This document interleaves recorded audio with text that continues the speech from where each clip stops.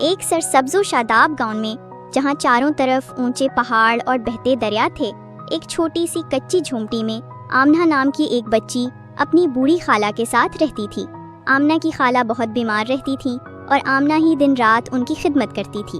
آمنہ کا دل سونے کا تھا، وہ اتنی نیک اور رحم دل تھی کہ ہر کوئی اس سے محبت کرتا تھا۔ اس کی سب سے بڑی خوشی صبح سویرے گاؤں کے باغ میں جانا تھا، جہاں ہر طرف کھلتے پھولوں کی خوشبو پھیلی ہوئی تھی۔ وہاں اڑنے والی سنہری تتلیاں تو گویا اس کی دوست تھی۔ وہ جہاں جاتی تتلیاں اس کے گرد منڈلانے لگتی۔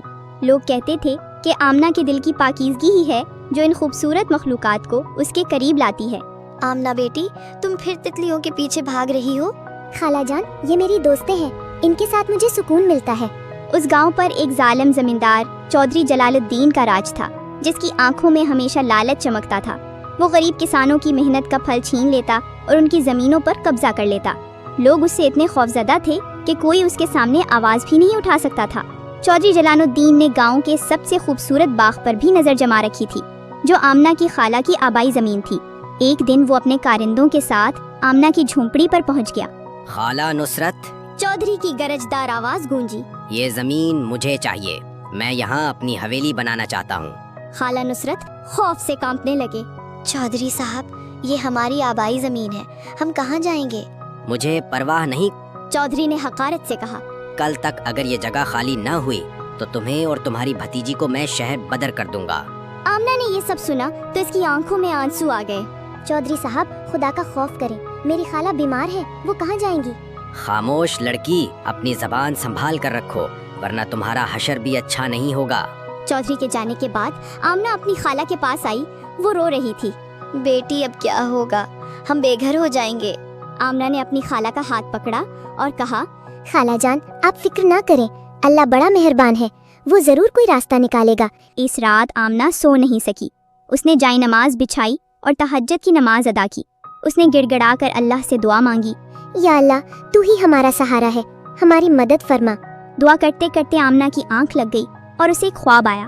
خواب میں اس نے دیکھا کہ ایک روشن لباس میں ملبوس ہستی اسے ایک چھوٹے سے صندوق میں کچھ خاص بیج دے رہی ہے اور کہہ رہی ہے، ان بیجوں کو اپنے باغ میں بو دو، ان کی خوب دیکھ بھال کرنا، اللہ کے فضل سے تمہیں راستہ مل جائے گا۔ صبح ہوتے ہی آمنہ بیدار ہوئی۔ وہ فوراً اپنے باغ میں گئی اور وہاں ایک چھوٹی سی جگہ صاف کی۔ اسے صندوق تو نہ ملا، مگر اس نے اپنے دل میں دعا کی اور اپنی نیت کو خالص رکھتے ہوئے وہاں کچھ پھولوں کے بیج بو دیے۔ وہ روزانہ ان پودوں کو پانی دیتی، ان کی دیکھ بھال کرتی اور انہیں دھوپ لگاتی۔ اللہ کا کرم ایسا ہوا کہ چند ہی دنوں میں وہاں ایسے خوبصورت اور انوکھے پھول کھل گئے جن کی خوشبو نے پورے گاؤں کو معطر کر دیا۔ یہ پھول اتنے منفرد تھے کہ لوگوں نے پہلے کبھی ایسے پھول نہیں دیکھے تھے۔ ان کی پنکھڑیاں سنہری چمکتی تھیں اور ان کی مہک دل و دماغ کو تر و تازہ کر دیتی تھی۔ ایک دن ایک بہت مشہور اور امیر تاجر ملک فرید اس علاقے سے گزر رہا تھا۔ وہ دور سے آنے والی خوشبو سے متوجہ ہوا اور اس باغ میں پہنچ گیا۔ جب اس نے وہ سنہری پھول دیکھے تو وہ حیران رہ گیا۔ اس نے آمنہ کو وہاں کام کرتے دیکھا اور پوچھا، سبحان اللہ، میں نے آج تک ایسے خوبصورت پھول نہیں دیکھے۔ اے بچی، یہ پھول کس کے ہیں؟ کیا تم مجھے یہ پھول بیچو گی؟ میں ان کی جتنی قیمت چاہو گی دوں گا۔ جناب، یہ اللہ کا کرم ہے اور یہ میری خالہ کا باغ ہے، ہم یہ پھول نہیں بیچتے، بس ان کی خوبصورتی سے لطف اٹھاتے ہیں۔ بیٹی، مجھے یہ پھول اپنی بیٹی کی شادی کے لیے چاہیے ہیں، میں تمہیں ان کی منہ مانگی قیمت دوں گا۔ آمنہ نے سوچا کہ یہ اللہ کی طرف سے مدد ہے۔ اس نے اپنی خالہ سے مشورہ کیا۔ خالہ نے بھی اجازت دے دی۔ آمنہ نے ملک فرید کو کچھ پھول دیے اور ملک فرید نے اس کے بدلے اسے اشرفیوں سے بھری ایک تھیلی دی۔ آمنہ نے وہ رقم لی اور فوراً چودھری جلال الدین کے پاس گئی۔ چودھری صاحب، یہ لیجئے آپ کی زمین کی قیمت، ہم یہ جگہ نہیں چھوڑیں گے۔ چودھری جلال الدین اشرفیاں دیکھ کر حیران رہ گیا۔ اتنی رقم ایک بچی کے پاس، یہ کیسے ممکن ہے؟ یہ اللہ کا فضل ہے چودھری صاحب، جو نیت سے اچھا کام کرتا ہے اللہ اسے کبھی مایوس نہیں کرتا۔ چودھری جلال الدین شرمندہ ہوا اور اس نے زمین آمنہ کے نام کر دی۔ اس رقم سے آمنہ میں اپنی خالہ کا بہترین علاج کروایا اور گاؤں کے دوسرے غریبوں کی بھی مدد کی۔